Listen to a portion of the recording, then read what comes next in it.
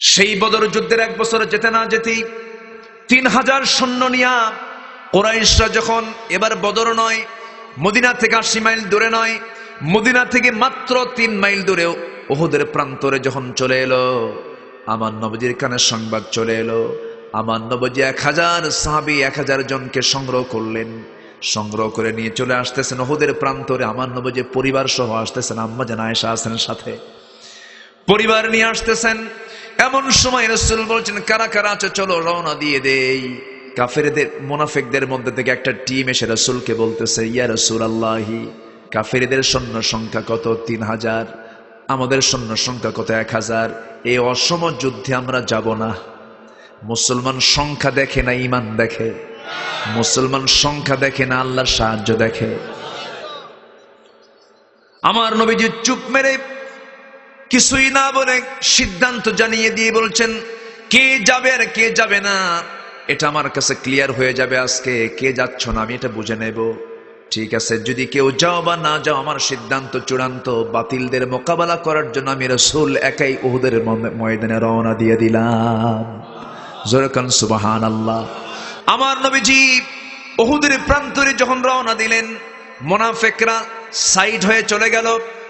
300 জন তারা মাইনাস হয়ে গেছে উহুদের প্রান্তরে। আমার নবীজির মাথায় সেদিন হেলমেট, হাতে তরবারি, হাতে বর্শা, ঘোড়ার পিঠে লৌহবর্ম পড়া পরিহিত মুহাম্মদ, সেনাপতি মুহাম্মদ সাল্লাল্লাহু আলাইহি ওয়াসাল্লাম নামাজ কায়েমের সংগ্রামে তিনি গেছেন, দিন কায়েমের সংগ্রামে গিয়েছেন।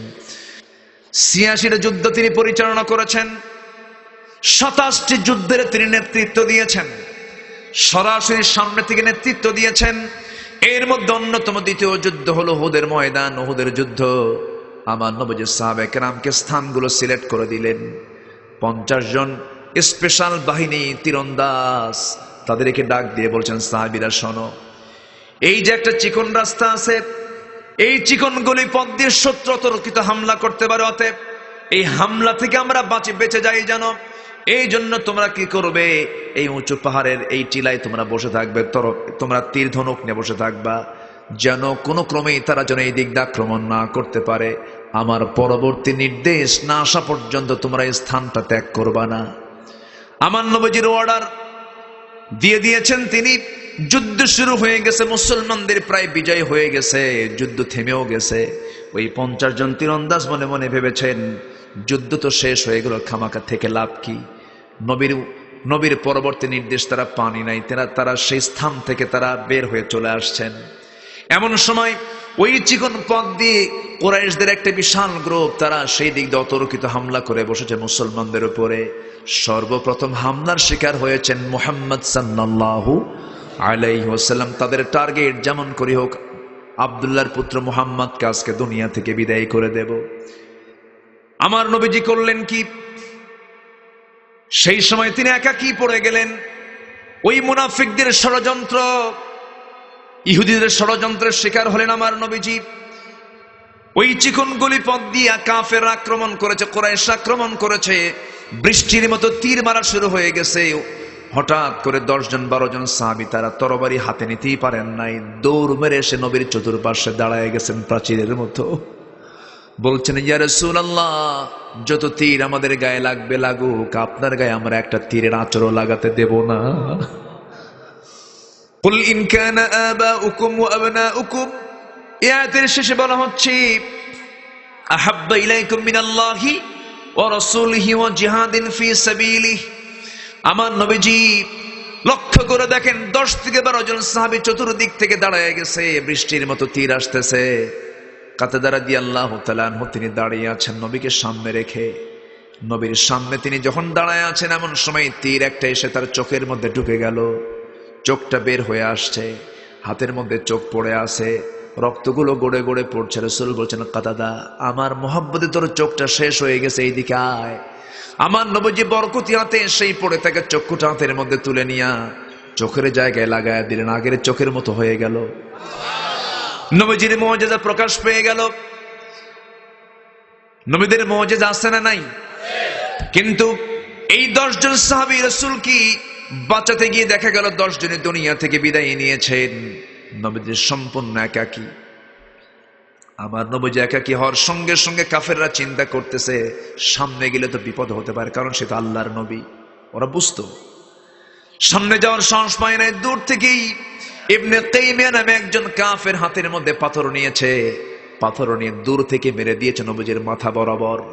মাথা বরাবর মেরেছে, নবীজির মাথায় ছিল হেলমেট, হেলমেটের চিকন লোহা মাথায় কপালে লাগার সঙ্গে সঙ্গে চিকন লোহা কপালের ভিতরে, হেলমেটের চিকন লোহা লোহার মতো, লোহাটা ফলার মতো, চিকন লোহা ফলার মতো নবীজির কপালের মধ্যে গেঁথে গেল, হাড়ের মধ্যে গেঁথে গেল, ফিনকি দিয়ে রক্ত পড়া শুরু হয়ে গেল।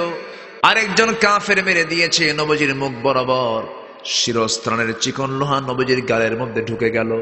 আরেকজন মেরে দিয়েছে নবীজির মুখ বরাবর, সামনের দুটো দাঁত ভেঙে ঝরে পড়ে গেল।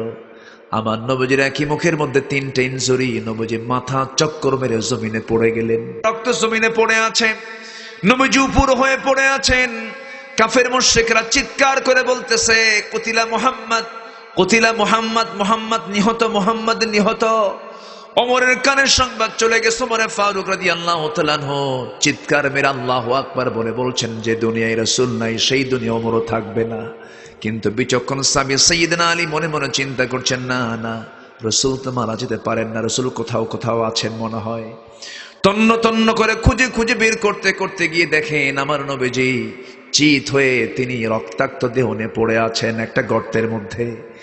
সাইয়েদনা আলী সেই জায়গায় সামনে গিয়ে দাঁড়িয়ে চোখের পানি আটকাতে না পেরে চিৎকার মেরে মেরে বলছেন, ইয়া রাসূলুল্লাহ, ওই কুরাইশদের জন্য আপনি লানত করুন। আমার নবীজি বলছেন, ওরে আলী, তুমি আমাকে যা বলতে বলছো আমি তা বলবো না, তবে একটা কথা জেনে রেখে দিও আলী, আমার দেহ থেকে যখন দিন কায়েমের জন্য, নামাজ কায়েমের জন্য যখন আমার দেহ থেকে রক্ত ঝরেছে, জমিনে রক্ত স্পর্শ করেছে, আলী বেশি দিন দূরে নয়, এই জমিনেই দেখতে পাবে আল্লাহর দিন কায়েম হয়ে গেছে। জোরে বলে সুবহানাল্লাহ। দিন কায়েমের জন্য যদি বিষ্ণবীর মানুষ, বিষ্ণবীর মতো মানুষের দেহ থেকে যদি রক্ত ঝরানোর দরকার হয়, সেই দিন কায়েমের জন্য আমাদের রক্ত ঝরানোর দরকার আছে না নাই? কপালের মধ্যে লোহাবিদ্ধ, গালে লোহাবিদ্ধ, দাঁত দুইটা পড়ে যাওয়া, আমার নবীজির পাশে কেউ নাই। সাইয়েদনা আলী তাকে কোলের মধ্যে করে নিয়া উহুদ পাহাড়ের একটা উঁচু জায়গায় তাকে শোয়ায় রেখেছেন। ওবায়দা একজন পাগল সাহাবী, ওবায়দা, আহারে ওবায়দা রাদিয়াল্লাহু তাআলা আনহু নবীর পাশে বসে আছেন, ডুকরে ডুকরে কাঁদতেছেন। নবীজির কপালের লোহা দেখি কান্নায় ভেঙ্গে পড়েছেন ওবায়দা। আমার নবীজির সেই লোহাটা হাত দিয়ে নাড়তেছেন, লোহা বের হয় না। লোহা বের করবেন কেমনে, কেমনে বের করবেন, পেরেশান হয়ে যাচ্ছেন। হাত দিয়ে টান মারলে নবীজির মুখ থেকে উ আ আওয়াজ বের হয়। আমার নবীজির সেই লোহাটা বের করার জন্য দাঁতটা লাগায় দিলেন, নিজের দাঁতের কথা চিন্তা না করে জোরে একখান টান মারলেন, সামনের দুটা দাঁত ভেঙ্গে পড়ে গেছে। রাসূল বলছেন, ওবায়দারে আস্তে টান দিলে তো তোমার দাঁত ভাঙতো না। ওবায়দা বলছেন, হুজুর দাঁত কেন, কলিজা বের করে দেব, আমার কষ্ট হবে না। জোরে কোন সুবহানাল্লাহ। নবীজির গালের লোহা টান দিলেন, টান দেওয়ার সঙ্গে সঙ্গে ফিনকি দিয়ে রক্ত পড়া শুরু হলো। সেই রক্তগুলো ওবায়দা দুই হাতের অঞ্জলি দিয়ে রক্তগুলোকে হাতের মধ্যে নিয়া রাসূলকে না দেখায়া, রক্ত তো পান করার জিনিস নয়, কিন্তু পবিত্র দেহের পবিত্র রক্ত কোথায় ফেলবেন তিনি, রক্তগুলো নিয়ে রাসূলকে না জানায়া চুষে চুষে তিনি পান করছেন। রাসূল দেখে ফেলে বলছেন, ওবায়দা তুমি কি করো হুজুর, রক্ত ফেলার জায়গা পাই নাই, খায় ফেলছি। আমার নবীজি বলছেন, ওবায়দা রে, যদিও রক্ত তোমার খাওয়া ঠিক না, কিন্তু আমার মহব্বতে তুমি যে কাজটা করেছো, যে দেহে আমার রক্ত প্রবেশ করেছে, ও সাহাবেরা জেনে রেখে দিও, ওবায়দার জন্য এই দেহটা জাহান্নাম তার জন্য হারাম হয়ে গেছে। জোরে কোন সুবহানাল্লাহ। যে ফেরাউন মুসা আলাইহিস সালাতু ওয়াস সালাম কি পানিতে চুবায় মারার জন্য তার সেনাবাহিনী সহ সব মিলে মুসা আলাইহিস সালাতু ওয়াস সালামকে নদীর মুখোমুখি করে দিল। মুসা আলাইহিস সালাতু ওয়াস সালাম সামনে দরিয়া দেখে বলছেন, আল্লাহ, চতুর্দিকে ফেরাউনের বাহিনীর সামনে দরিয়া, কি করব? আল্লাহ তো জানিয়ে দিয়েছেন, ওয়াল্লাযীনা জাহাদু ফীনা লানাহদিয়ান্নাহুম সুবুলানা, যে বান্দা আমার দিকে আসার জন্য চেষ্টা করে আমি তার জন্য একটা রাস্তা না, অসংখ্য রাস্তা আমি তার জন্য বের করে দেই। মুসা ওই দরিয়াতে বাড়ি মেরেছেন 12টা রাস্তা হয়ে গেছে। যেরকম সুবহানাল্লাহ। এক রাস্তা না, অনেক রাস্তা। সাবিল না সুবুল? সুবুল। অনেকগুলো রাস্তা বের হয়ে গেছে, তিনি পার হয়ে গেলেন। ফেরাউন তার পরিকল্পনা হলো মুসাকে আমি পানিতে চুবাইয়া মারবো। আল্লাহর পরিকল্পনা কি? চুবানো ঠিকই হবে, কিন্তু ব্যক্তি ভিন্ন। ব্যক্তি ভিন্ন। আমার ভাইয়েরা, আল্লাহ তাআলা নমরুদকে মশা দিয়ে দুনিয়া থেকে বিদায় করেছেন। মশা কিন্তু একদম দুর্বল না, দুর্বল প্রাণী আপনি মশাকে মনে করতে পারেন না। মশার মধ্যে শক্তি আছে না নাই? যার ডেঙ্গু হয়েছে সে বুঝে কি, ঠিক আছে না? শক্তি আছে না নাই? যার ডেঙ্গু হয়েছে সে বুঝে। মারাত্মক মশার কামড়ে মানুষের মৃত্যু পর্যন্ত হয়ে যায়। আল্লাহ তাআলা মশার উদাহরণ এই সূরার মধ্যে একটা আয়াতে দিয়েছেন, 26 নম্বর আয়াত। কত নাম্বার? 26 নম্বর আয়াত আল্লাহ তাআলা বলেছেন, 26 নম্বর আয়াত আল্লাহ রাব্বুল আলামিন বলেন, ইন্নাল্লাহা লা ইস্তাহি আন ইয়াদরিবা মাসালাম মা বাউদাতান ফামা ফাওকাহা فأما الذين آمنوا فيعلمون أنه الحق من ربهم وأما الذين كفروا فيقولون ماذا أراد الله بهذا مثلا يضل به كثيرا ويهدي به كثيرا وما يضل به إلا الفاسقين জোরে বলুন আল্লাহু আকবার। আল্লাহ তাআলা মশা কিংবা তার চাইতে উপরে যা কিছু আছে এই সমস্ত বিষয়ের উদাহরণ দিতে তিনি লজ্জা পান না। কিন্তু কাফের মুশরিকরা বলে, তোমার আল্লাহর কাম নাই কাজ নেই, মশা কোনো প্রাণী হলো নাকি তার উদাহরণ দেওয়া লাগে? কাফেরদের তো দোষ ধরার কোনো শেষ নাই। মশার উদাহরণ আল্লাহ তাআলা দিয়েছেন, কাফেরদের বেঁচে গেছে। কিন্তু মশা তো সাধারণ কোনো প্রাণীও নয়। আল্লাহর বাহিনী মশাকে একদম তুচ্ছ করারও কোনো সুযোগ এখানে নেই। আমি 4টা দিক আমি তুলে ধরছি মশার। নাম্বার 1, মশা আল্লাহ তাআলা উদাহরণ কেন দিয়েছেন? নাম্বার 1, মশা যদি রক্তের পরিমাণ বেশি খাওয়া হয়ে যায় তার হায়াত কমে না বাড়ে? হ্যাঁ, বাড়ে না কমে? কমে। যে মশা যত বেশি রক্ত খাবে তার হায়াত তত কমে যাবে। পরিমাণ মতো যদি মশা যদি রক্ত না খায় তার হায়াতটা দ্রুত কমে যাবে, স্বল্প সময়ে যা বাস্তব তার চেয়ে আগে মারা যাবে। আমার ভাইরা, ঠিক সমাজে যারা সীমাহীন সীমা অতিক্রম করে, যারা জনগণের টাকা লুটপাট করে খাবে, তাদের হায়াতও কমে যাবে। যাবে না? কমে যাবে। নাম্বার 2 হলো, মশা যে মানুষকে কামড়ায় সেই মশা কামড় দেয় পুরুষ মশা নাই স্ত্রী মশা? বলেন, সায়েন্সের ছাত্র তুমি। আজকের সায়েন্স বলতেছে স্ত্রী মশা কামড়ায়, পুরুষ মশা কামড়ায় না। অথচ কোরআনে কারীম আল্লাহ তাআলা যে মশার উদাহরণটা দিয়েছেন বাউদাতান, এখানে পুংলিঙ্গ নয়, স্ত্রীলিঙ্গ। স্ত্রীলিঙ্গ, স্ত্রী মশার কথা বলা হয়েছে। স্ত্রী মশা যে কামড়ায় আল্লাহ তাআলা 1000 বছর আগে তা জানিয়ে দিলেন। যেরকম সুবহানাল্লাহ। স্ত্রী মশা মানুষকে কামড়ায়। মশা না কামড়ালে পরে বংশ বিস্তার হয় না। নাম্বার 3 হলো, আমরা রাতের বেলা যখন ঘুমাতে যখন যাই তখন মশারি টাঙ্গাই কার ভয়ে? বলেন, দুর্বল প্রাণী। হ্যাঁ, আমরা এত শক্তিশালী, মশারি টাঙ্গাই কেন? মশারি আমরা টাঙ্গায় নেই। মশার উৎপাত থেকে বাঁচার জন্য আমরা মশারি টাঙ্গালাম, কিন্তু এরপরও যদি 2-3টা যদি মিসিং করে যদি ভিতরে ঢুকে যায়, ঘুম কি হবে নাকি ভাই? মশা কানের কাছে এসে কি করে? ভন ভন করে। এই যে একটা আওয়াজ হয়, এই আওয়াজটা কেন হয়? সায়েন্স বলতেছে মশা তার যে পাখা আছে তার পাখাটাকে প্রত্যেক সেকেন্ডে, 1 সেকেন্ড কি খুব বেশি সময় নাকি? 1 সেকেন্ডে মশা তার পাখা নড়াই হলো 500 থেকে 600 বার। জোরে বলুন সুবহানাল্লাহ। পৃথিবীর কোনো ইঞ্জিন পারবে এর সাথে?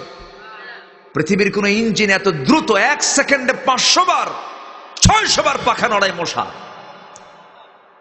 জোরে বলুন সুবহানাল্লাহ। এর ফলে আমাদের কানে একটা আওয়াজ আসে। তাহলে মশাকে দুর্বল হবার কোনো সুযোগ নাই।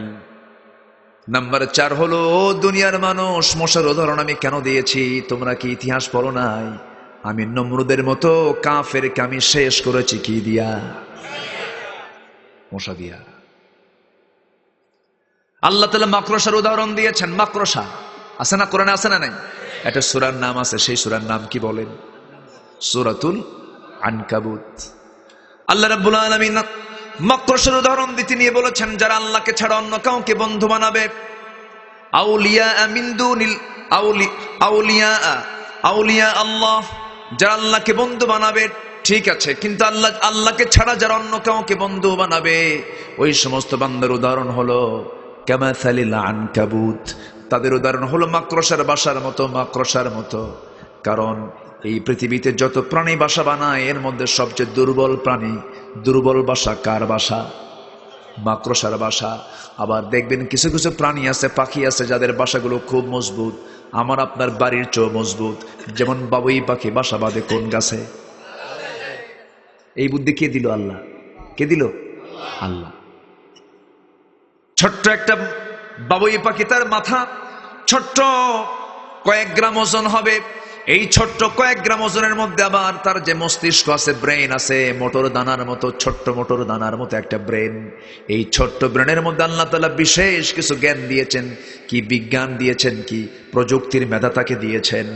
এত সুন্দর করে বাবুই পাখি তাল গাছে বাসা বানায়, এত সুন্দর করে বাসা বানায়। সিডর, আইলা, নার্গিস, হারিকেন, ফণি, সিত্রাং, কত ঝড় ঝাপটা আসে, আমার আপনার বাড়ি ঝড়ে ঝাপটায় সব উপড়ে যায়, সব শেষ হয়ে যায়।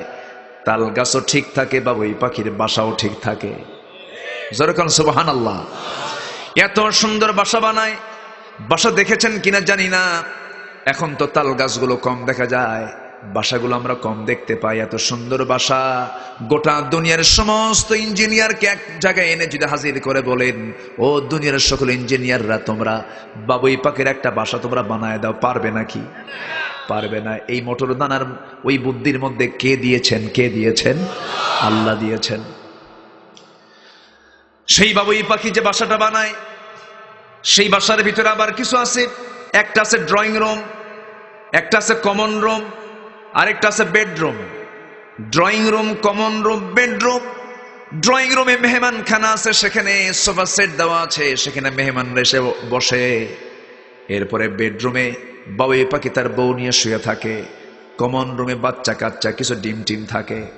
যখন কোনো বাইরের কোন অতিথি যখন চলে আসে, দরজায় একটা কলিং বেল চাপে, দরজা খুলে যখন দেওয়া হয়, পুরুষ বাবুই পাখি বলে, শোনো বন্ধু, আসছো ভালো কথা, ঠোঁটের সঙ্গে ঠোঁট মিলাই দিয়ে সালাম বিনিময় করে। ওয়ালাহু আসলামা মান ফিস সামাওয়াতি ওয়াল আরদ। সালাম বিনিময় করে বলে, শোনো বন্ধু, এই যে সোফা সেট আছে, এই জায়গায় তুমি বসো, খবরদার ভিতরে যাবা না, বউ কিন্তু আমার শুয়ে আছে। প্রত্যেকটা সৃষ্টির মধ্যে অবশ্যই হুকুম মেনে চলে কার? সমস্ত জায়গায় প্রত্যেকটা প্রাণী ইসলাম মেনে চলে। প্রত্যেকটা প্রাণী কার সামনে আত্মসমর্পণ করে? প্রত্যেকটা প্রাণী কার তসবিহ জপে। ওয়ালাকিন লা তাফকাহুনা তাসবিহাহুম, তাদের তসবির ভাষা তোমরা বুঝো না, কিন্তু তারা তসবিহ গায় কার? আল্লাহ তাআলার। একটা পাখির ভিতরে সমস্ত কিছু আছে, কিন্তু মানুষ আজকে কত জঘন্য হয়ে গেছে, পর্দার কোনো পরিবেশ নাই। যে বউ পার্সোনাল জিনিস, সেই বউটাকে পাবলিক বানায় ফেলে, বউয়ের ছবি ফেসবুকে পোস্ট করে। আছে না নাই? এরকম কি আছে কুমিল্লায়? বউটাকে উলঙ্গ করে নিয়া ছবিতে সুন্দর করে ছবি তুলে, ক্যামেরায় ছবি তুলে নিয়া ফেসবুকে পোস্ট করে বলে, প্রিয় বন্ধুরা দেখো তো আমার বউটা কেমন, আসো জামাতের সাথে দেখি। কিসের সাথে? জামাতের সাথে। বউ কি পার্সোনাল না পাবলিক? তো আপনি পাবলিক করবেন কেন? জোরে বলি নাউযুবিল্লাহ, জোরে বলি নাউযুবিল্লাহ। আমার দেশের কথা কি বলি, আগে বাচ্চার মা হয়, এরপরে গায়ে হলুদ হয়, এরপরে বিয়ে হয়, আবার তালাক হয়, এরা হয় সেলিব্রিটি। ওই তো কথা, প্রত্যেকটা প্রাণী ইসলাম মেনে চলে, মানুষের মধ্যেই সমস্যা, ঠিক কিনা? কোন প্রাণীর মধ্যে কোনো গন্ডগোল নাই। একটু কান লাগান, মনোযোগ দিয়ে শুনি আমরা কথাগুলো। এক রাত পেয়েছি, সময় একটু বেশি পেলে ভালো হতো, সময় তো খুবই অল্প। 6টা কাজে আমরা সফল হব। আল্লাহ তাআলা বলছেন 6টা কাজ তুমি করবা, 2টা সার্টিফিকেট আমি তোমাকে দেব। 1 নাম্বার সার্টিফিকেট হলো উলাইকাল্লাযীনা সাদাকু, আমি তোমাকে সিদ্দিক খেতাব দিয়ে দেব। ওয়া উলাইকা হুমুল মুত্তাকুন, আমি তোমাকে মুত্তাকির খেতাব দিয়ে দেব। যদি কোনো বান্দা সিদ্দিক খেতাব পায় আর মুত্তাকির খেতাব পেয়ে যায়, সে জান্নাত না জাহান্নাম? জান্নাতে চলে যাবে। আমার ভাইয়েরা, একটু মনোযোগ দিয়ে শুনি আমরা। আল্লাহ তাআলা এই সূরার মধ্যে, এই আয়াতের মধ্যে কি বলছেন? আল্লাহ তাআলা বলছেন 6টা কাজ তুমি করবা, আমি তোমাকে সিদ্দিক খেতাব দেব, মুত্তাকি খেতাব দিয়ে দেব। এর মধ্যে 1 নাম্বার হলো ওয়ালাকিন্নাল বিররা মান আমানা বিল্লাহ। প্রকৃত পূর্ণতা হলো 1 নাম্বার ঈমান আনতে হবে তোমার আল্লাহর উপরে। শুধু আল্লাহর উপরে ঈমান আনলে হবে না, আখিরাতকে বিশ্বাস করতে হবে, ফেরেশতাকে বিশ্বাস করতে হবে, কিতাবকে মানতে হবে, নবীকে মানতে হবে। আমি এর মধ্যে একটাকে মানবো না, কিতাবকে মানবো না। কোরআনকে বলা হয় এটা নাকি মধ্যযুগীয় আইন। নাউজুবিল্লাহ বলবেন না? মধ্যযুগীয় আইন বলে ফেলে, এই আইন নাকি চলবে না। আজকের যুগের কি আইন আমরা করলাম, কি আইন আমরা মানলাম? দেশ স্বাধীন হয়েছে 1971 সালে, আজকে 2023 সাল চলে, 52 বছর। কয়েকদিন আগে জাতীয় পত্রিকায় দেখতে পেলাম 2000 মুক্তিযোদ্ধা তাদের মুক্তিযোদ্ধা ভাতা তুলেছে, তাদের বয়স হলো 52 বছর।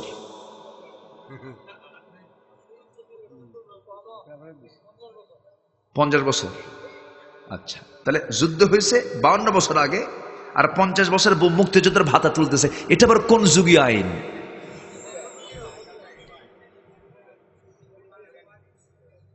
ইসলামকে মধ্যযুগীয় আইন বলে, ইসলামের বিধানগুলোকে হেয় করে ফেলে, বলে না এই সমস্ত আইন কানুন চলবে না এখনকার সমাজে। এরপরে ক্লাসে কি শেখানো হয়? ক্লাসে শেখানো হচ্ছে কি, আজকের সিলেবাসের অবস্থাগুলো কি?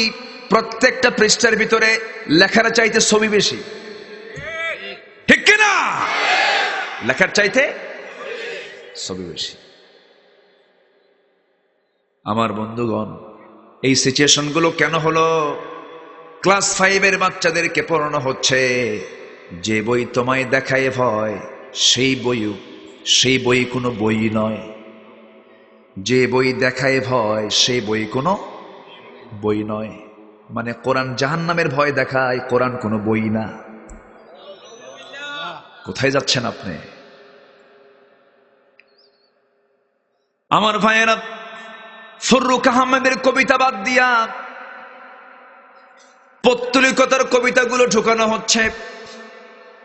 বাচ্চাদেরকে দিন শেখানো থেকে বঞ্চিত রাখা হচ্ছে কেন? এগুলো তো করা ঠিক হবে না।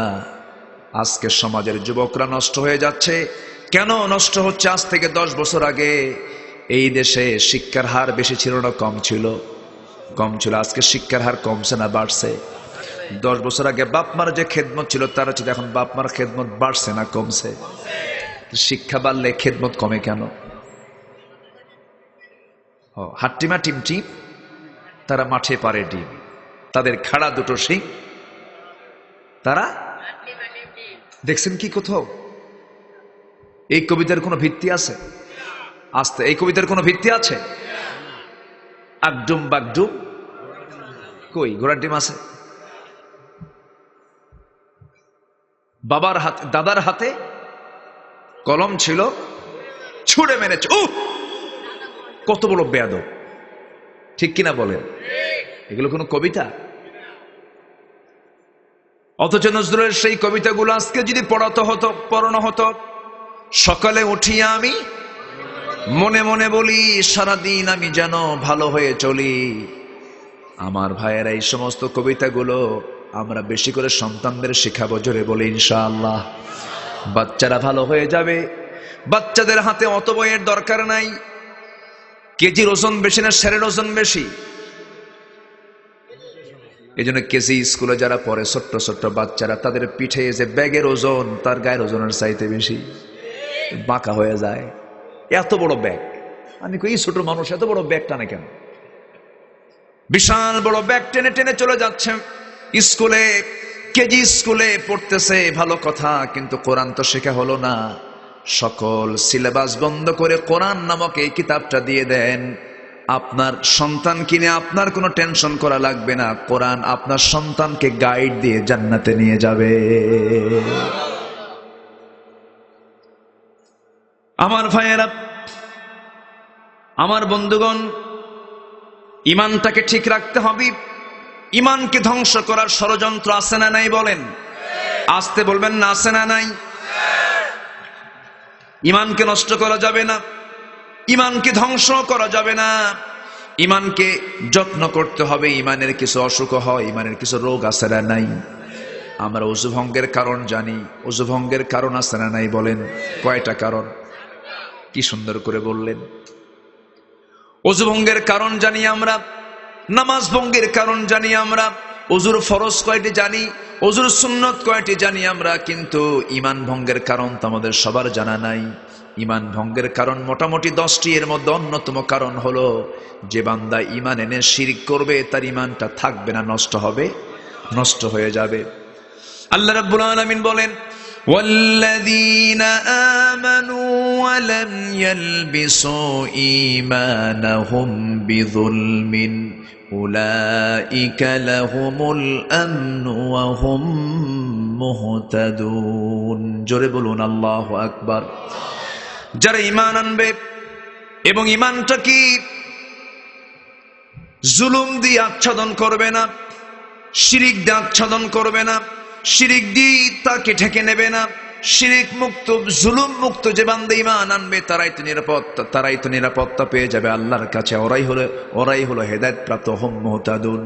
কিন্তু আমার বন্ধুগণ, অনেক মুসলমানের পরিচয় দিল শিরকের গন্ধ আছে না নাই? আসতে বলবেন না, আছে না নাই? আমার ভাইয়েরা, ঈমানের যত্ন নিতে হবে। ঈমানটাকে নষ্ট করা যাবে না। শিরিক মুক্ত রাখতে হবে, বেদাত মুক্ত রাখতে হবে, কুফুর মুক্ত ঈমানটাকে রাখতে হবে, ঈমানটা ফ্রেশ রাখতে হবে। আল্লাহ তাআলা এরপরে বলছেন, ওয়া আতাল মালা আলা হুব্বিহি যাবিল কুরবা ওয়াল ইয়াতামা ওয়াল মাসাকিন ওয়া বানাস সাবিল ওয়াস সাইলিনা ওয়া ফির রিকাব। নাম্বার 1 হলো ঈমান, নাম্বার 2 হলো দান করব আমরা কার পথে? মাল দিয়েছেন কে? দান করব কার পথে? আল্লাহর পথে। আল্লাহর পথে দিতে হবে, আল্লাহর পথে খরচ করতে হবে।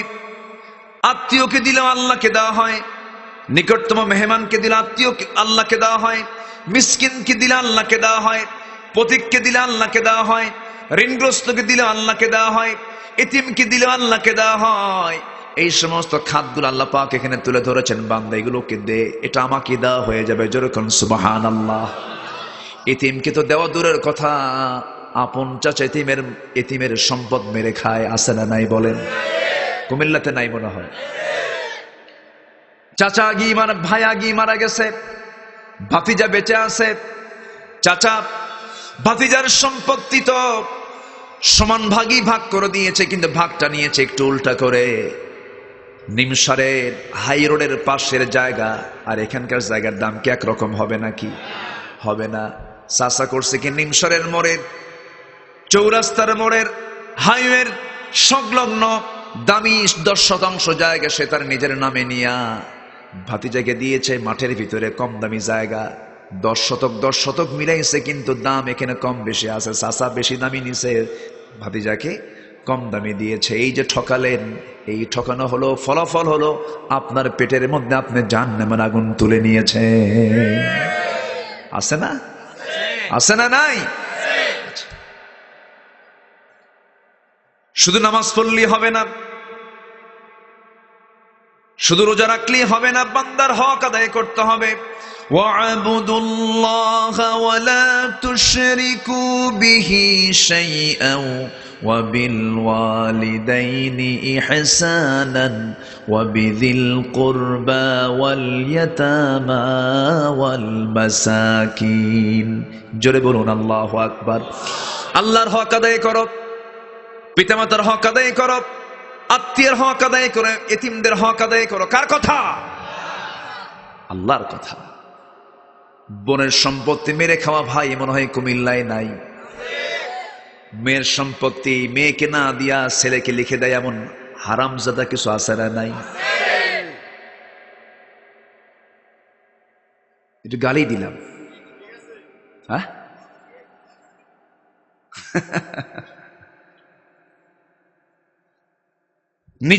নিজের সন্তান, নিজের মেয়ে বিয়ে দিয়েছে, 3টা মেয়েকে।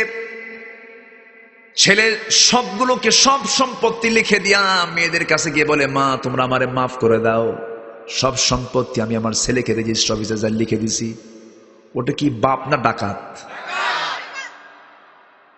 এরকম ডাকাত বাপ আছে না? ভাবতেছেন আপনি হজে যায় সব গুনাহ মাফ করে নিয়ে আসবেন, হবে না। হজ করে লাভ হবে না, আপনি মেয়ের হক নষ্ট করেছেন। লিযযাকারি মিসলু হাযযিল উনসাইন। আল্লাহ তাআলা মেয়ের অংশ আগে ভাগ করে দিয়েছেন, মেয়েটাকে দিয়ে দাও, ছেলে পাবে 2 ভাগে, মেয়ে পাবে 1 বিঘা। সব মিলমাল করে দাও। কোন তিলকা হুদুদুল্লাহ, এগুলো হচ্ছে আল্লাহর সীমা। আল্লাহর সীমা নষ্ট করে ভঙ্গ করতে পারবা না।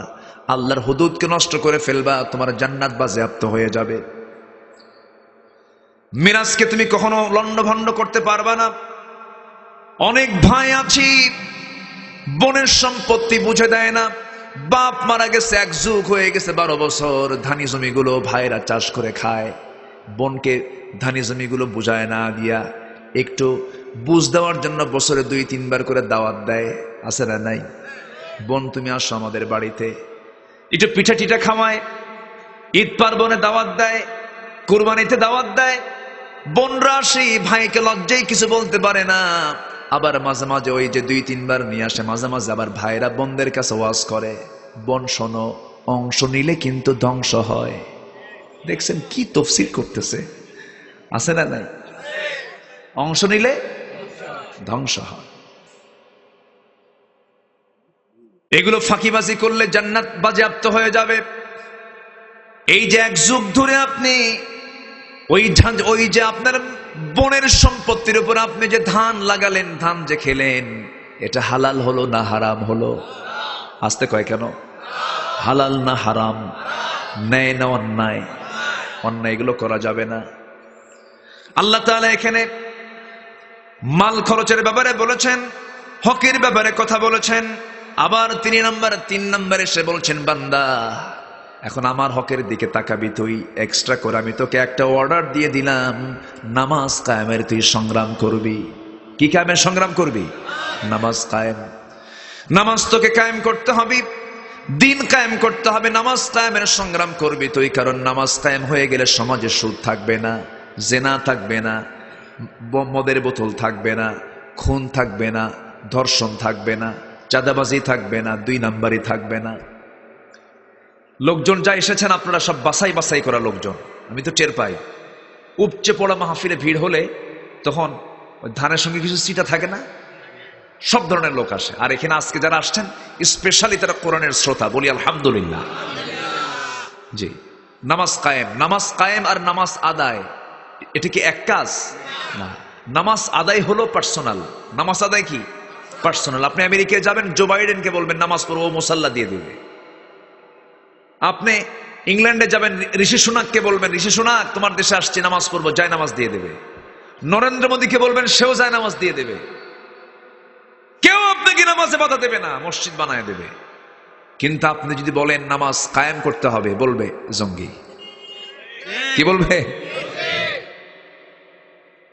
নামাজ কায়েমের কথা বললেই বিপদ হয়ে যাবে।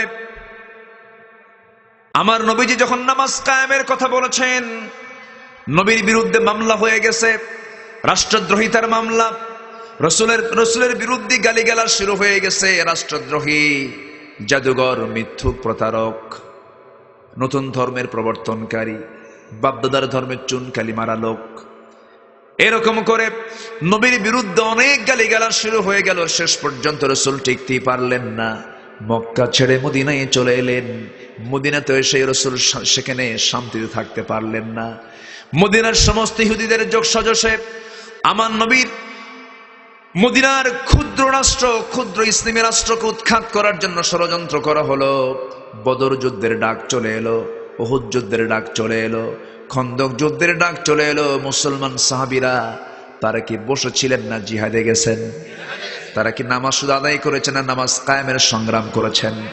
নামাজ কায়েমের সংগ্রাম করেছেন। আপনি নামাজ পড়বেন, নামাজ কায়েমের সংগ্রামের চিন্তা করবেন না, আপনার মধ্যে মুনাফিকি আছে। কি আছে? মুনাফিকি আছে। কারণ মুনাফিকরা নামাজ পড়তে পারে কিন্তু নামাজ কায়েম করতে পারে না। মুনাফিকরা নবীর পিছনে নামাজ পড়েছে কিন্তু উহুদের দিন যায় নাই তারা যুদ্ধের ময়দানে। নবীজি উহুদের ময়দানে রওনা করেছেন। আহারে, বিশেষ করে উহুদের কথা শুনলে, উহুদের চিত্রটা মনে হলে বুকটা ফেটে যায়। হা, বিশ্বের সেরা মানুষ যাকে আল্লাহ তাআলা আরশ আজিমের মেহমান বানিয়েছেন, কি দামি মানুষ তিনি! আল্লাহ তাআলা তাকে দাম দিয়েছেন, কত সম্মান দিয়েছেন, কত মর্যাদা আল্লাহ তাআলা তাকে দান করেছেন। আমার নবীজি নামাজ পড়েন, শুধু মনে মনে চিন্তা করেন, হারে আমার যদি কেবলা যদি বাইতুল মুকাদ্দাস না হয়, যদি বাইতুল হারাম হতো কত না ভালো হতো। নামাজের মধ্যে মনে মনে চাচ্ছেন। আল্লাহ বলছেন, আমার হাবিব, আপনার মনের চাওয়াটা আমি সঙ্গে সঙ্গে কবুল করে নিয়েছি। ফাওয়াল্লি ওয়াজহাকা শাতরাল মসজিদিল হারাম। যে নবীর মনের কথা আল্লাহ কবুল করেন, সেই নবীজি উহুদ যুদ্ধের দিন, যখন বদর যুদ্ধের 1 বছর পর উহুদ যুদ্ধের ডাক যখন চলে এলো, আবু জেহলরা খতম হয়ে গেছে। আবু জেহেল, উতবা, শাইবা, মুগীরা সব কাটা কাফের বদর কূপের মধ্যে ওদেরকে শেষ করে দেওয়া হয়েছে। সেই বদর যুদ্ধের 1 বছর যেতে না যেতেই 3000 সৈন্য নিয়া কুরাইশরা যখন এবার বদর নয়, মদিনা থেকে 80 মাইল দূরে নয়, মদিনা থেকে মাত্র 3 মাইল দূরে উহুদের প্রান্তরে যখন চলে এলো, আমার নবীজির কানে সংবাদ চলে এলো। আমার নবীজি 1000 সাহাবী, 1000 জনকে সংগ্রহ করলেন।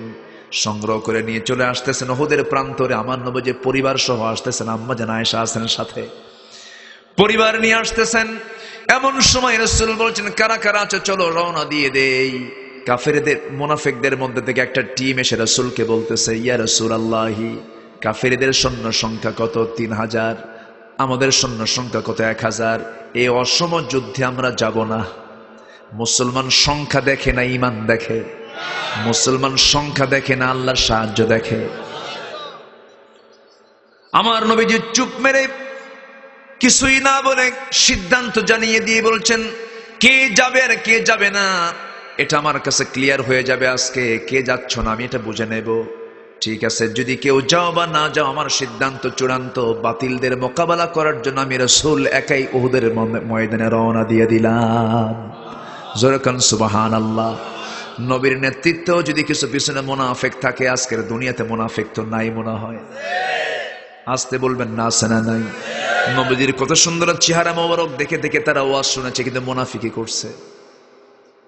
নবীর ওয়াজ শোনার পরও মুনাফিকি করেছে তারা। নবীর বয়ান শুনেও তারা মুনাফিকি করেছে। আমার নবীজি উহুদের প্রান্তরে যখন রওনা দিলেন, মুনাফিকরা সাইড হয়ে চলে গেল। 300 জন তারা মাইনাস হয়ে গেছে উহুদের প্রান্তরে। আমার নবীজির মাথায় সেদিন হেলমেট, হাতে তরবারি, হাতে বর্ষা, ঘোড়ার পিঠে লৌহবর্ম পড়া পরিহিত মুহাম্মদ, সেনাপতি মুহাম্মদ সাল্লাল্লাহু আলাইহি ওয়াসাল্লাম নামাজ কায়েমের সংগ্রামে তিনি গেছেন, দিন কায়েমের সংগ্রামে গিয়েছেন। ঘোড়ার পিঠে বসে আছেন। আমার ভাইয়েরা, আমার নবীজির লাইফ স্টাইল শেষ 10 বছর, মদিনার যে 10 বছর তার লাইফ স্টাইলটা একটু দেখে নেন, একটু বুঝে নেন। 10 বছরে আমার নবীজি যুদ্ধ করেছেন 86টা। কয়টা বলেন? কয়টা বলেন? তাহলে এখন বলেন, শুধু বসে বসে জিকির করবেন কখন? 86টা যুদ্ধ তিনি পরিচালনা করেছেন। 27টি যুদ্ধের তিনি নেতৃত্ব দিয়েছেন। সরাসরি সামনে থেকে নেতৃত্ব দিয়েছেন। এর মধ্যে অন্যতম দ্বিতীয় যুদ্ধ হলো উহুদের ময়দান, উহুদের যুদ্ধ। আমার নবীজি সাহাবায়ে কেরামকে স্থানগুলো সিলেক্ট করে দিলেন। 50 জন স্পেশাল বাহিনী তীরন্দাজ, তাদেরকে ডাক দিয়ে বলছেন, সাহাবীরা শোনো, এই যে একটা চিকন রাস্তা আছে, এই চিকন গলি পথ দিয়ে শত্রু অতর্কিত হামলা করতে পারে, অতএব এই হামলা থেকে আমরা বেঁচে যাই যেন, এই জন্য তোমরা কি করবে, এই উঁচু পাহাড়ের এই টিলায় তোমরা বসে থাকবে, তোমরা তীর ধনুক নিয়ে বসে থাকবা, যেন কোনো ক্রমেই তারা যেন এই দিক দিয়ে আক্রমণ না করতে পারে। আমার পরবর্তী নির্দেশ না আসা পর্যন্ত তোমরা এই স্থানটা ত্যাগ করবা না। আমার নবীজির অর্ডার দিয়ে দিয়েছেন তিনি। যুদ্ধ শুরু হয়ে গেছে, মুসলমানদের প্রায় বিজয় হয়ে গেছে, যুদ্ধ থেমেও গেছে। ওই 50 জন তীরন্দাজ মনে মনে ভেবেছেন, যুদ্ধ তো শেষ হয়ে গেল, খামাকা থেকে লাভ কি? নবীর পরবর্তী নির্দেশ তারা পানি নাই, তারা সেই স্থান থেকে তারা বের হয়ে চলে আসছেন। এমন সময় ওই চিকন পথ দিয়ে কুরাইশদের একটা বিশাল গ্রুপ, তারা সেই দিক দিয়ে অতর্কিত হামলা করে বসেছে মুসলমানদের উপরে। সর্বপ্রথম হামলার শিকার হয়েছেন মুহাম্মদ সাল্লাল্লাহু আলাইহি ওয়াসাল্লাম। তাদের টার্গেট যেমন করে হোক, আব্দুল্লাহর পুত্র মুহাম্মদকে আজকে দুনিয়া থেকে বিদায় করে দেব। বৃষ্টির মতো তীর মারতেছে। আমার নবীজির শত্রু ছিল কি ছিল না বলেন? যে ইমানদার তার জীবনের শত্রু আছে না নাই? অনেকে বলে আমার কোনো শত্রু না, আমি কোনো দল টল করি না, ওটা পাক্কা শয়তান। ঠিক কিনা বলেন? তেল তেলে থাকতে চায়। কি থাকতে চায়? তেল তেলে, যেন আমার গায়ে কিছু না লাগে, তাই না? একই বাড়িতে একই বাবার 4 ছেলে, 4 জন 4 দল করে, তাহলে ওদের কোনো সমস্যা আছে? কি প্ল্যান? 4 ভাই 4 দল করে। যে দল ক্ষমতায় থাকে বাকি 3 ভাই বলে, ভাই 5 বছর তুই দেখিস, আবার আমরা যখন আসবো আমরা তোরে দেখে নেব নে। এগুলো মুনাফিক। এগুলো কি বলেন? মুনাফিক। আমার নবীজি করলেন কি? সেই সময় তিনি একাকী পড়ে গেলেন। ওই মুনাফিকদের ষড়যন্ত্র, ইহুদিদের ষড়যন্ত্রের শিকার হলেন আমার নবীজি। ওই চিকন গলি পথ দিয়ে কাফের আক্রমণ করেছে, কুরাইশ আক্রমণ করেছে। বৃষ্টির মতো তীর মারা শুরু হয়ে গেছে। হঠাৎ করে 10 জন 12 জন সাহাবী, তারা তরবারি হাতে নিতেই পারেন নাই, দৌড় মেরে এসে নবীর চতুর্পার্শ্বে দাঁড়ায় গেছেন প্রাচীরের মতো। বলছেন, ইয়া রাসূলুল্লাহ, যত তীর আমাদের গায়ে লাগবে লাগুক, আপনার গায়ে আমরা একটা তীরের আঁচড়ও লাগাতে দেব না। কুল ইন কানা আবাউকুম ওয়া আবনাউকুম, আয়াতের শেষে বলা হচ্ছে, আহাব্বা ইলাইকুম মিনাল্লাহি ওয়া রাসূলিহি ওয়া জিহাদিন ফি সাবিলিহি। আমার নবীজি লক্ষ্য করে দেখেন, 10 থেকে 12 জন সাহাবী চতুর্দিক থেকে দাঁড়ায় গেছে, বৃষ্টির মতো তীর আসতেছে। কাতাদা রাদিয়াল্লাহু তাআলা আনহু তিনি দাঁড়িয়ে আছেন নবীকে সামনে রেখে। নবীর সামনে তিনি যখন দাঁড়ায় আছেন, এমন সময় তীর একটা এসে তার চোখের মধ্যে ঢুকে গেল। চোখটা বের হয়ে আসছে, হাতের মধ্যে চোখ পড়ে আছে, রক্তগুলো গড়ে গড়ে পড়ছে। রাসূল বলছেন, কাতাদা, আমার মহব্বতে তোর চোখটা শেষ হয়ে গেছে, এইদিকে আয়। আমার নবীজি বরকতি হাতে সেই পড়ে থাকে চক্ষুটা হাতের মধ্যে তুলে নিয়া চোখের জায়গায় লাগায় দিলেন, আগের চোখের মতো হয়ে গেল। নবীজির মুজিজা প্রকাশ পেয়ে গেল। নবীদের মুজিজা আছে না নাই? কিন্তু এই 10 জন সাহাবী রাসূল কি বাঁচাতে গিয়ে দেখা গেল 10 জনের দুনিয়া থেকে বিদায় নিয়েছেন। নবীজি সম্পূর্ণ একাকী। আমার নবীজি একাকী হওয়ার সঙ্গে সঙ্গে কাফেররা চিন্তা করতেছে, সামনে গেলে তো বিপদ হতে পারে, কারণ সে তো আল্লাহর নবী। ওরা বুঝতো সামনে যাওয়ার সাহস পায় নাই। দূর থেকেই ইবনে তাইমিয়া নামে একজন কাফের হাতের মধ্যে পাথর নিয়েছে, পাথর নিয়ে দূর থেকে মেরে দিয়েছে নবীজির মাথা বরাবর। মাথা বরাবর মেরেছে। নবীজির মাথায় ছিল হেলমেট, হেলমেটের চিকন লোহা মাথায় কপালে লাগার সঙ্গে সঙ্গে চিকন লোহা কপালের ভিতরে, হেলমেটের চিকন লোহা লোহার মতো, লোহাটা ফলার মতো, চিকন লোহা ফলার মতো নবীজির কপালের মধ্যে গেঁথে গেল, হাড়ের মধ্যে গেঁথে গেল। ফিনকি দিয়ে রক্ত পড়া শুরু হয়ে গেল। আরেকজন কাফের মেরে দিয়েছে নবীজির মুখ বরাবর, শিরস্ত্রাণের চিকন লোহা নবীজির গালের মধ্যে ঢুকে গেল।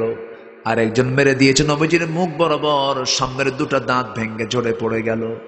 আমার নবীজির একই মুখের মধ্যে 3টে ইনজুরি। নবীজি মাথা চক্কর মেরে জমিনে পড়ে গেলেন, রক্ত জমিনে পড়ে আছে। নবীজি উপর হয়ে পড়ে আছেন। কাফের মুশরিকরা চিৎকার করে বলতেছে, কুতিলা মুহাম্মদ, কুতিলা মুহাম্মদ, মুহাম্মদ নিহত, মুহাম্মদ নিহত। ওমরের কানে সংবাদ চলে গেছে। ওমরে ফারুক রাদিয়াল্লাহু তাআলা আনহু চিৎকার মেরে আল্লাহু আকবার বলে বলছেন, যে দুনিয়ায় রাসূল নাই সেই দুনিয়া ওমরও থাকবে না। কিন্তু বিচক্ষণ সাহাবী সাইয়েদনা আলী মনে মনে চিন্তা করছেন, না না, রাসূল তো মারা যেতে পারেন না, রাসূল কোথাও কোথাও আছেন মনে হয়। তন্ন তন্ন করে খুঁজে খুঁজে বের করতে করতে গিয়ে দেখেন আমার নবীজি চিত হয়ে তিনি রক্তাক্ত দেহ নিয়ে পড়ে আছেন একটা গর্তের মধ্যে। সাইয়েদনা আলী সেই জায়গায় সামনে গিয়ে দাঁড়িয়ে চোখের পানি আটকাতে না পেরে চিৎকার মেরে মেরে বলছেন, ইয়া রাসূলুল্লাহ, ওই কুরাইশদের জন্য আপনি লানত করুন। আমার নবীজি বলছেন, ওরে আলী, তুমি আমাকে যা বলতে বলছো আমি তা বলবো না, তবে একটা কথা জেনে রেখে দিও আলী, আমার দেহ থেকে যখন দিন কায়েমের জন্য, নামাজ কায়েমের জন্য যখন আমার দেহ থেকে রক্ত ঝরেছে, জমিনে রক্ত স্পর্শ করেছে, আলী বেশি দিন দূরে নয়, এই জমিনেই দেখতে পাবে আল্লাহর দিন কায়েম হয়ে গেছে। জোরে বলে সুবহানাল্লাহ। দিন কায়েমের জন্য যদি বিষ্ণবীর মানুষ, বিষ্ণবীর মতো মানুষের দেহ থেকে যদি রক্ত ঝরানোর দরকার হয়, সেই দিন কায়েমের জন্য আমাদের রক্ত ঝরানোর দরকার আছে না নাই?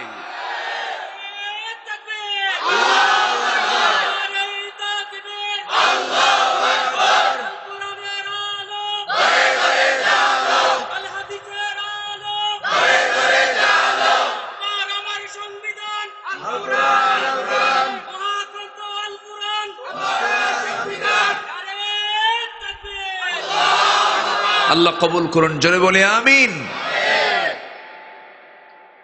আর আজকে সমাজের কিছু নেতৃবৃন্দের বক্তব্য হলো, যত রক্ত লাগে দেব, প্রয়োজনে লোক পাঠাবো, আমি যাব না। আছে না নাই? ওই সমস্ত ব্যক্তির মুখে আমরা থুতু মারি। আমার নবীজি সবার আগে উহুদের ময়দানে সবচেয়ে বেশি রক্তাক্ত হয়েছেন মুহাম্মদ সাল্লাল্লাহু। কপালের মধ্যে লোহাবিদ্ধ, গালে লোহাবিদ্ধ, দাঁত দুইটা পড়ে যাওয়া।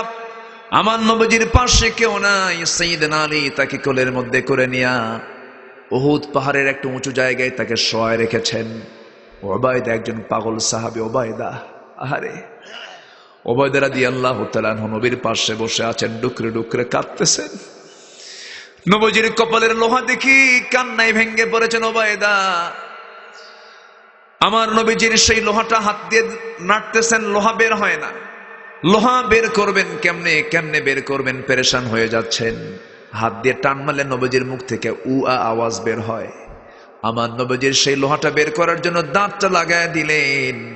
নিজের দাঁতের কথা চিন্তা না করে জোরে একখান টান মারলেন, সামনের দুটা দাঁত ভেঙ্গে পড়ে গেছে। রাসূল বলছেন, ওবায়দারে আস্তে টান দিলে তো তোমার দাঁত ভাঙতো না। ওবায়দা বলছেন, হুজুর দাঁত কেন, কলিজা বের করে দেব, আমার কষ্ট হবে না। জোরে কোন সুবহানাল্লাহ। নবীজির গালের লোহা টান দিলেন, টান দেওয়ার সঙ্গে সঙ্গে ফিনকি দিয়ে রক্ত পড়া শুরু হলো। সেই রক্তগুলো ওবায়দা দুই হাতের অঞ্জলি দিয়ে রক্তগুলোকে হাতের মধ্যে নিয়া রাসূলকে না দেখায়া, রক্ত তো পান করার জিনিস নয়, কিন্তু পবিত্র দেহের পবিত্র রক্ত কোথায় ফেলবেন তিনি? রক্তগুলো নিয়ে রাসূলকে না জানায়া চুষে চুষে তিনি পান করছেন। রাসূল দেখে ফেলে বলছেন, ওবায়দা তুমি কি করো? হুজুর রক্ত ফেলার জায়গা পাই নাই, খায় ফেলছি। আমার নবীজি বলছেন, ওবায়দা রে, যদিও রক্ত তোমার খাওয়া ঠিক না, কিন্তু আমার মহব্বতে তুমি যে কাজটা করেছো, যে দেহে আমার রক্ত প্রবেশ করেছে, ও সাহাবেরা জেনে রেখে দিও, ওবায়দার জন্য এই দেহটা জাহান্নাম তার জন্য হারাম হয়ে গেছে। জোরে কোন সুবহানাল্লাহ। আমার ভাইয়েরা, দিন তেমনি এমনি আসে নাই। আকামাস সালাহ, যারা নামাজ কায়েমের সংগ্রাম করবে, ওয়া আতাজ যাকাত, যারা যাকাত আদায়ের, যাকাত যারা প্রতিষ্ঠা করবে, যাকাত যারা আদায় করবে, যাকাতের বিধান যখন চালু হবে তখন সুদখোররা থাকবে নাকি? কিন্তু সুদখোর কি সহজে কি যাকাত আদায় করতে দেবে নাকি? সুদখোরের সঙ্গে আর যাকাতের পক্ষের লোক আর সুদের পক্ষের লোকের মধ্যে টক্কর আছে না নাই? আসতে বলবেন না, আছে না নাই? শোনেন, টাকার ব্যাপার সবচেয়ে জটিল ব্যাপার। টাকার ব্যাপার জটিল ব্যাপার। আপনি আজকে যাকাতের কথা বলেন, সুদের বিরুদ্ধে কথা বলেন, আপনার বিরুদ্ধে বহু আবু জেহেল দাঁড়ায়া যাবে, ঠিক কিনা?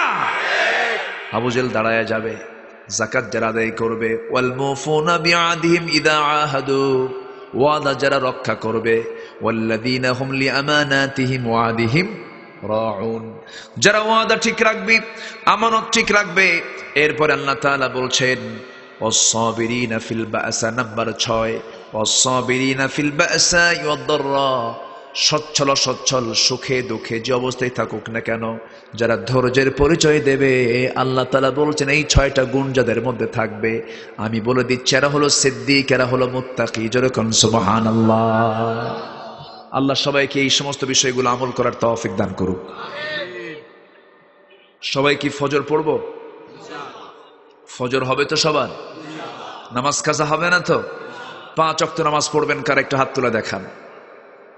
জোরে বলি ইয়া আল্লাহ, ইয়া রহমান, আমাদেরকে ফজর, জোহর, আসর, মাগরিব, ইশা 5 ওয়াক্ত সালাত আদায় করার তৌফিক তুমি আল্লাহ দিয়ে দাও। জোরে বলি আমিন, আরো জোরে আমিন। হাত নামান। কষ্ট দিয়ে ফেললাম। অজুর পানি খুব ঠান্ডা না? এখন তো ঠান্ডা লাগে না, এখন তো গিজার হয়ে গেছে, ওয়াটার হিটার হয়ে গেছে। আপনি কষ্ট করবেন কেন? প্রযুক্তি আছে, আপনি উজুটাকে করার জন্য গরম পানি দিয়ে করেন। আল্লাহ তো চান না যে আপনি উজু করতে গিয়ে আপনি নিউমোনিয়া রোগী হন। আল্লাহ বলেছেন তোমার যদি পানি তোমার কষ্ট হয়, ফাতায়াম্মামু সাঈদান তাইয়্যিবা, মাটি দিয়ে তুমি তো তায়াম্মুম করো। দাঁড়িয়ে পারো না বসে পড়ো, বসে পারো না শুয়ে পড়ো, তাও পড়ো। সফরে গেছো 4 রাকাতকে 2 রাকাত করো। যেরকম সুবহানাল্লাহ। আল্লাহ সব অপশনই রেখেছেন, সব অপশন তিনি দিয়েছেন। বান্দা তবু আমার সামনে মস্তকটা লুটিয়ে দাও, আমি তোমার সব গুনাহ মাফ করে দেব। জোরে বলি সুবহানাল্লাহ। শর্ত হলো শুধু সেজদা দিলেই হবে না, এই সমস্ত কন্ডিশনগুলো নিজের জীবনে বাস্তবায়ন করতে হবে। এই 6টা কাজ আমরা শিখলাম আজকে। আল্লাহ তুমি আমল করার তৌফিক দিয়ে দাও। বাড়িতে মা বোন সবার আছে না নাই? মা বোনদের মাথায় কাপড় রাখা কি? জোরে কোন, আরো জোরে। মেয়েরা কি মাথায় কাপড় রাখে? রাখে না। হাজী সাহেব হজ করে আসছেন, মেয়ের মাথায় কাপড় নাই, আছে না নাই? হাজী সাহেব হজ করে আসছেন, বউ মাথায় কাপড় দেয় না, আছে না? এরকম হাজী আছে না? আছে। আপনি স্বামী, আপনাকে জাহান্নাম যেতে হবে। আপনি ভাই, আপনাকে জাহান্নাম যেতে হবে। আপনি ছেলে, আপনাকে জাহান্নাম যেতে হবে। আপনি জামাই, আপনি মানে আপনাকে জাহান্নাম যেতে হবে। এই জন্য আমাদের সবার দায়িত্ব আছে না নেই? আছে। পর্দার ব্যাপারে আমরা সতর্ক থাকবো। জোরে বলি ইনশাআল্লাহ। বিশেষ করে মানে 14 জন পুরুষ ছাড়া পৃথিবীর বাকি সবার সঙ্গে পর্দা করা মেয়েদের জন্য ফরজ। কে হুকুম দিয়েছেন?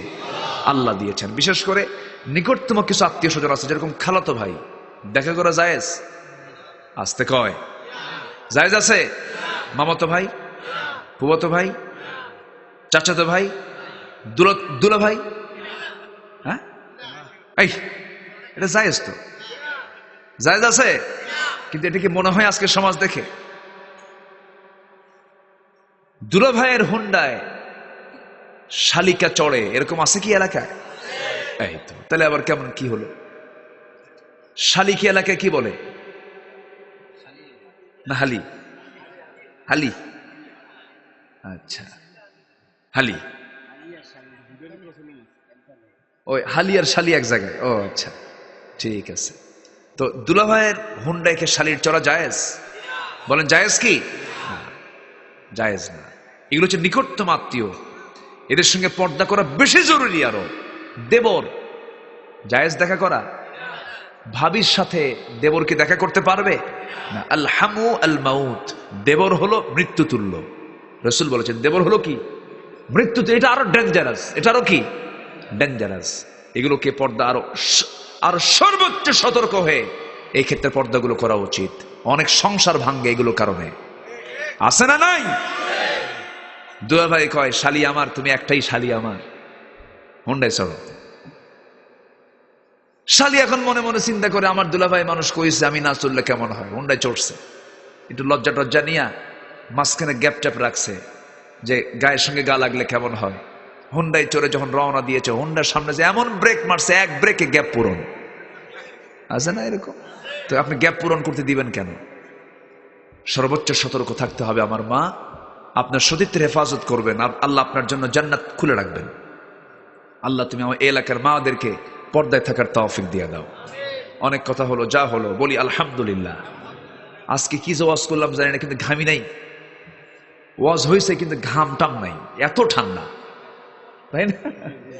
সাধারণত কথা বললে কিন্তু ঘেমে যায়, কিন্তু আজকে কোনো ঘাম টাম নাই, মানে প্রচুর ঠান্ডার এটা একটা লক্ষণ। ঠান্ডা পড়েছে অনেক, অনেকের চেহারা আমি দেখতেই পাচ্ছি না, মুখ টুক ঢেকে ঢুকে বসে আছেন, সবাই পর্দার মধ্যে আছেন ঠান্ডার কারণে। তো যাই হোক, আমি সবার কাছে দোয়া চাই, সবাইকে আমার জন্য দোয়া করবেন, যে আমিও দোয়া করি সবার জন্য। এখন আমরা দোয়ার দিকে যাব। আমরা চাইবো কার কাছে? আল্লাহর কাছে। এই মাহফিলটা 10 বছর যাবৎ চলে। এই যে ময়নাল শিক্ষক, বুইস্তু মুআল্লিমান, রাসূল বলেছেন আমি পৃথিবীতে এসেছি শিক্ষক হয়ে। যারা শিক্ষক তারা হচ্ছে নবীর খাস উম্মত। আলহামদুলিল্লাহ, বুইস্তু মুআল্লিমান। পৃথিবীর শ্রেষ্ঠ পেশা হলো শিক্ষকতা। শ্রেষ্ঠ পেশা কি বলেন? শিক্ষকতা। রাসূল কি ছিলেন? শিক্ষক ছিলেন। বুইস্তু মুআল্লিমান, তো ময়নাল শিক্ষক। আমারে 3-4 বছর হলে ফোন দেয় এই মাহফিলটার জন্য, আমি আসতে পারি না।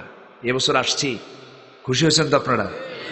ময়নাল আজকে মনে হয় হার্ট স্ট্রোক করতো।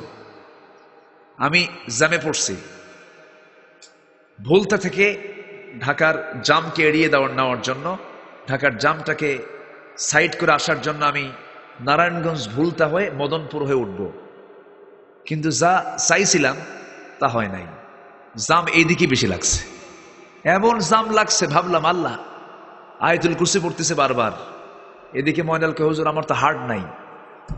কি কথা বলছেন? নাই, বিশাল টেনশন। আল্লাহ তুমি ময়নুল ভাইয়ের একটা সন্তান আছে, সন্তানকে বড় আলেম বানাও। অনেকে দোয়া চেয়েছেন, সবার নাম তো আমার জানা নাই। প্রবাসী ভাইয়েরা এই মাহফিলটার জন্য প্রচুর তারা অর্থ সহযোগিতা করেন, তারা তো শ্রম দিতে পারেন না। প্রবাসী ভাইদের এই দানকে তুমি আল্লাহ কবুল করো। যুব সমাজ অনেক কষ্ট করে আয়োজনটা করেছেন, আল্লাহ তুমি তাদের এই খেদমতকে মঞ্জুর করো। এরপরে মৃত মুরব্বী আশেপাশে কবরস্থানে শুয়ে আছেন, আল্লাহ তুমি তাদের কবরের সকল আযাবকে মাফ করে দাও। মাহফিল অনেকে সহযোগিতা করেছেন, সবার সহযোগিতাকে তুমি আল্লাহ কবুল করো। মাদ্রাসা এখানে আছে, মাদ্রাসার যারা জায়গা দিয়েছেন আল্লাহ তুমি তাদেরকে জান্নাতে জায়গা করে দাও। সবাই নামাজের মতো করে বসি, সবাই বলি সুবহানাকাল্লাহুম্মা ওয়া বিহামদিকা আশহাদু আল্লা ইলাহা ইল্লা আনতা আস্তাগফিরুকা ওয়া আতুবু ইলাইকা। চিৎকার মেরে বলি, ইয়া আল্লাহ, আমার জীবনে সাগীরা কবীরা, ছোট বড় সব গুনাহ তুমি আল্লাহ মাফ করে দাও। জোরে বলুন ইয়া রাব্বাল আলামিন। আপনি দোয়া করেন। না না, সব আমি করব, শাস্তে কেমন আমি সব দোয়া করব, তাহলে আপনারা আমিন আমিন বলবেন না? যে ইনশাআল্লাহ। আমরা চাইবো কার কাছে বলেন? আমরা আল্লাহর কাছে বলবো, আল্লাহ যেন আমাদের জিন্দেগীর সকল গুনাহগুলোকে মাফ করে দেন। চাইবো কার কাছে? আল্লাহর কাছে। আমার আল্লাহ যেন আমাদেরকে মাফ করে দেন, আমাদের নেক মাকসুদকে মঞ্জুর করেন। যুবকদেরকে আমি 3টা আমল করতে বলছি, কিন্তু যুবকরা ভুলে গেছে। একটা আমল কি বলেছিলাম? এটা তো মনেই আছে, আর বাকি 2টা শুনবা না? ওটাতে 1 নম্বর কইছি আমি। নাম্বার 2 হলো পিতামাতার সেবা করতে হবে। অনেক আলোচনা ছিল, আমি পারলাম না, অনেক রাত হয়ে গেছে। পিতামাতার হক আদায় করতে হবে। পিতামাতার যত সেবা করবা তোমার রিজিক তত বাড়তে থাকবে। জোরে বলে সুবহানাল্লাহ। যখনই দেখবে তোমার অভাব, মায়ের 2 পা শক্ত করে ধরে বলবা, মা এমন দোয়া দিবা যেন আমার সব ফায়সালা হয়ে যায়। কবুল হবে, কবুল হবে। হুজুরের কাছে আপনি যাবেন, কিছু হাদিয়া তোহফা দিবেন, দেখবেন যে তার আগে আরেকজন মোটা দানের হাদিয়া দিয়ে গেছে, ও কাম হবে না। 50-50। আর আম্মাকে কিছুই দেওয়া লাগবে না, আম্মাকে শুধু একটা আপেল দিবেন অথবা একটা বেদেনা সুন্দর করে ভেঙ্গে মুখে খাওয়ায় দিয়ে বলবেন, মা দোয়া কর, এখনই দোয়া কর তুই আমার জন্য, আল্লাহ কবুল করে নেবেন। আল্লাহু আকবার বলো। দোয়া কবুলের ভান্ডার তারা। দাওয়াতুল মাজলুম, দাওয়াতুল মুসাফির, মুসাফিরের দোয়া, মাজলুমের দোয়া, পিতামাতার দোয়া, বন্দুকের গুলি মিস হয়, দোয়া মিস হয় না। জোরে বলে সুবহানাল্লাহ। নাম্বার 3 কি? নাম্বার 3 হচ্ছে কাউকে ভয় করা যাবে না। কাকে ভয় করতে হবে? মোবাইল দেখতে নিয়েও কাকে ভয়? কোনো মেয়ের দিকে তাকাতে নিয়ে কাকে ভয়? হারামের দিকে যেতে কাকে ভয়? আল্লাহকে ভয়। আল্লাহকে ভয় করে চললে সব ঠিক। এই তিনটা আমল যদি কেউ করে তার রিজিকের ফায়সালা আমার আল্লাহ করে দিবেন। আসুন আমরা আল্লাহর কাছে চাবো, আল্লাহর কাছে মাফ চাবো। আল্লাহুম্মা আমিন। রব্বানা যালামনা আনফুসানা ওয়া ইল্লাম তাগফির লানা ওয়া তারহামনা লানাকুনান্না মিনাল খাসিরিন। রব্বানা লা তুযিগ কুলুবানা বা'দা ইয হাদাইতানা ওয়া হাব লানা মিন লাদুনকা রাহমাতান ইন্নাকা আনতাল ওয়াহ্হাব। গভীর রাত, নিঝুম রাত, ঝিমানো রাত্রিতে, চাঁদনি রাতে হাজারো মুসলমান নরনারীকে নিয়ে প্রচন্ড শীতের ভিতরে, শিশির ভেজা রাত্রিতে, কুয়াশাচ্ছন্ন রাত্রিতে তোমার বান্দাগুলোকে নিয়ে তোমার কালামের একটা আয়াতকে সামনে রেখে কিছু কথা বলার চেষ্টা করেছি। গুনার বোঝা মাথায় নিয়ে কাঙ্গাল ভিখারির মতো দুটো হাত পেতে আছি। আল্লাহ, গুনার দিকে নজর দিও না, বান্দা মনে করে তামাম জীবনের সমস্ত গুনাহগুলোকে মাফ করে দাও। জনম দুঃখিনী মা, জনম দুঃখী বাপজান যারা চলে গেলেন, জিন্দেগির গুনাহগুলো মাফ করে দাও, কবরগুলোকে জান্নাতের টুকরা বানায়া দাও। আল্লাহ তাআলা আব্বা আম্মার জন্য কি দোয়া তুমি স্পেশালি শিখিয়ে দিয়েছো। চক্ষুটা বন্ধ করুন, হাত একটু উঁচু করুন, আওয়াজ দিয়ে দিই আব্বা আম্মার জন্য সবাই বলুন, রব্বির হামহুমা কামা রব্বায়ানি সগীরা। রব্বির হামহুমা কামা রব্বায়ানি সগীরা। রব্বির হামহুমা কামা রব্বায়ানি সগীরা। আল্লাহ তাআলা বিশেষ করে এই মাহফিলের আয়োজন যারা করলেন, শোনার জন্য যারা কষ্ট করে যারা আসলেন, বিনিময়ে কিয়ামতের কঠিন ময়দান যেদিন কেউ কাউকে চিনবে না, এমনকি মা তার সন্তানকে অস্বীকার করে বসবে, যেদিন মানুষ কাঁদতে কাঁদতে চোখের পানিগুলো ফুরে যাবে, চোখ থেকে রক্ত বের হওয়া শুরু হয়ে যাবে, সেই কঠিন মুসিবতের দিন এই মাহফিল সবার জন্য নাজাতের মাধ্যম বানায় দিও আল্লাহ। ও আল্লাহ, আমার ডানে মুরব্বী, বামে মুরব্বী, আমার ডানে বামে সামনে পেছনে যত ভাই আর আল্লাহ যত মা বোন হাত তুলেছেন, যার যা চাওয়া তুমি আল্লাহ মেহেরবানি করে পাওয়া করে দিও। যার যে সমস্যা তুমি আল্লাহ সমাধান করে দিও। রোগাক্রান্তকে রোগ মুক্ত করে দাও, ঋণগ্রস্তকে ঋণ মুক্ত হওয়ার তৌফিক দিয়ে দাও। এক কথায় যার যে সমস্যা তুমি আল্লাহ দয়া করে সমাধান করে দাও। ও আল্লাহ, আশেপাশে কত মাইয়াত শুয়ে আছেন, আয় আল্লাহ তাআলা মেহেরবানি করে ইমানি হালাত নিয়ে যারা দুনিয়া থেকে বিদায় নিয়েছেন, জিন্দেগির গুনাহগুলোকে মাফ করে দাও। প্রবাসীদের প্রবাস জীবনকে আনন্দময় করে দাও, তাদের সকল দানকে তুমি আল্লাহ কবুল করো। আয় আল্লাহ তাআলা এই যুব সমাজ মাহফিলটার ডাক দিয়েছেন, আল্লাহ যুবকদেরকে তুমি আল্লাহ কবুল আর মঞ্জুর করে নাও। আমরা যারা আমিন আমিন করছি, যার যার নেক মাকসাদ তুমি আল্লাহ দয়া করে মঞ্জুর করে নাও। এই দুনিয়াতে আসার তো সিরিয়াল ছিল, যাওয়ার তো কোনো সিরিয়াল নাই, মরবো কোন দিন জানি না, মরতে যখন হবে তুমি আল্লাহ শহীদি মৌত কপালে জুটাইয়া দিও। মালাকুল মৌত আসবে কোন দিন জানি না আমরা আল্লাহ, তবে যেদিন মরবো আমাকে কেউ তো আটকাতে পারবে না, আমাকে কেউ বাঁচাতে পারবে না। ইয়া আল্লাহ, তোমার কাছে এই ফরিয়াদটা করি, মেহেরবানি করে আমাদের হিসাবকে তুমি আল্লাহ জটিল না করে সহজ করে দিও। আল্লাহুম্মা হাসিবনি হিসাবান ইয়াসিরা, আল্লাহুম্মা হাসিবনি হিসাবান ইয়াসিরা, ইয়া মুকাল্লিবাল কুলুব সাব্বিত কলবি আলা দীনিক। এই দুনিয়া থেকে একদিন বিদায় হয়ে যাব আল্লাহ, মরতে যখন হবে শহীদে মৌত কপালে জুটায় দিও। কত চোর গুন্ডা বদমাইশ মাস্তানরা প্রকাশ্যে ঘুরে বেড়ায়, তোমার মোহাব্বতের বান্দাগুলো পাখিরা কেমনে খাঁচার মধ্যে বন্দিতে থাকে আল্লাহ। ও আল্লাহ, তোমার কাছে প্রার্থনা করি, মেহেরবানি করে খাঁচা মুক্ত হয়ে মুক্ত আকাশে বাতাসে তোমার কোরআনের গান গাওয়ার তৌফিক তুমি আল্লাহ দিয়া দাও। কোন দিন দুনিয়া থেকে বিদায় হব জানি না, যেদিন মরে যাব টান মেরে ঘর থেকে বের করে দিবে, জীবনের শেষ গোসলটা হয়ে যাবে, মরা মুখ সব দেখে দেখে চলে যাবে। আমার জন্য কবর খনন শুরু হয়ে যাবে। একজন যাবে বাঁশ কাটতে, বাঁশ কেটে সব রেডি করে ফেলবে। আমার দেহের কাপড় চোপড়গুলো কেচে দিয়ে কাটবে, গোসল শুরু হয়ে যাবে। কাপড়ের কাপড় পড়ায় দিয়ে কবরে রেখে আসবে, কবরের শোয়া দেবে, বাঁশ চাপা দেবে, মাটি চাপা দেবে। আমার দেহ এত দুর্বল, বাঁশ পচার আগেই আমার দেহ পচে শেষ হয়ে যাবে। চামড়াগুলো গলে গলে পোকার পেটে চলে যাবে। 7 দিন যাবে না, পেটের নারী বুড়ি সব চোখ মুখ কান নাক দিয়ে বের হতে থাকবে। আল্লাহ, 3 মাস পর কবর খনন করে দেখা যাবে কয়েকটা হাড় ছাড়া কিচ্ছু নাই। আল্লাহ, তোমার কাছে ফরিয়াদ করি, মেহেরবানি করে তোমার পছন্দের গোলাম না হওয়া পর্যন্ত আমাদের কাউকে কবরের বাসিন্দা বানাবা না। তাকাব্বাল মিন্না ইন্নাকা আনতাস সামিউল আলিম ওয়া তুব আলাইনা ইন্নাকা আনতাত তাওয়াবুর রহিম।